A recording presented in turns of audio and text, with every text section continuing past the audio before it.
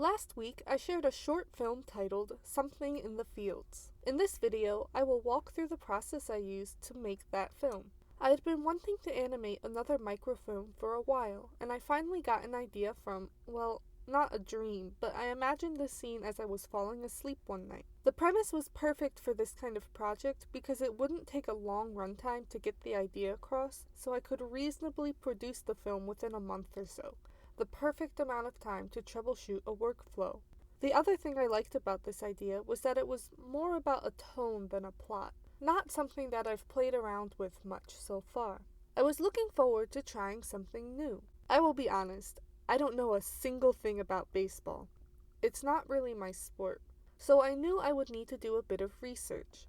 Using Google and YouTube, I collected images and videos about how to throw and catch. In addition, I gathered references for the setting. Like always, I studied these references by sketching them. The next step was to plan the actual animation. I started by thumbnailing the storyboard in Procreate. This went pretty smoothly since I had already thought through the entire film for the most part. I then did a quick cleanup pass and added some color. I used a simple color scheme because A, I liked how it looked, and B, it would be easy to color the animation. Next, I made a timed-out storyboard, or animatic, in Rough Animator, the animation program that I use. If you're interested in the full process I use to make an animatic, check out the card on the side or the description for a video about it. Next, I added sound to the animatic. First, I went through the shots and tried to figure out what sounds they would need. Armed with that list, I went out and recorded a bunch of sound. Then I took this sound and matched pieces of it to the storyboard in iMovie. Interestingly, during the process, I realized that the place I was recording in just didn't have any crickets. It was a sound that you could really feel was missing, so I found cricket sound effects online to really round out the soundscape. Now, this is only the second time I have really tried sound design and sound mixing, so there is a lot to learn from this project. First of all, next time I do something like this, I will spend more time recording and record way more backups. It's really hard to tell if what you're recording will actually work before you're mixing, at least it was for me. And it's really frustrating to realize there was a sound you needed but didn't put on your list. Also, next time I will probably do the sound mixing after the animation step, because matching the animation to the vague sound effects was way more difficult than matching the sound to the visual of the storyboard.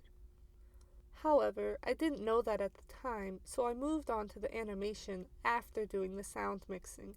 This step was interesting because I hadn't done any animation for a while. Last time I animated, I felt that my drawing skills and my animation skills were at about the same level, but this time I noticed a significant gap. I'm alright at drawing and fairly competent at getting the idea down in a way I want to, though I would definitely like to improve. Whatever level my drawing's at, my animation is very much not up there. It was frustrating not knowing how to get things to move the way I wanted them to. That said, I am very glad that I pushed through and finished the project. I learned a good bit from doing so, and my experience with the journey of drawing is that that's just how it goes. The eternal trial and error. I am one step closer to being the animator I hope to be. The last thing I did was clean up the animation. I did this in Clip Studio Paint, which I have on my computer. I used a different program because the animation app I use on my iPad doesn't manage high resolution. Also, Clip Studio has a more robust brush engine, so I had more options for the cleanup style. On a couple layers, I did the line art for the elements that move. Under those layers, I laid down the color. In Procreate, I cleaned up the backgrounds using a textured brush. Then I imported those backgrounds into the Clip Studio Paint file. And that's how I made Something in the Fields. I hope you enjoyed this video. If you did, please leave a comment letting me know.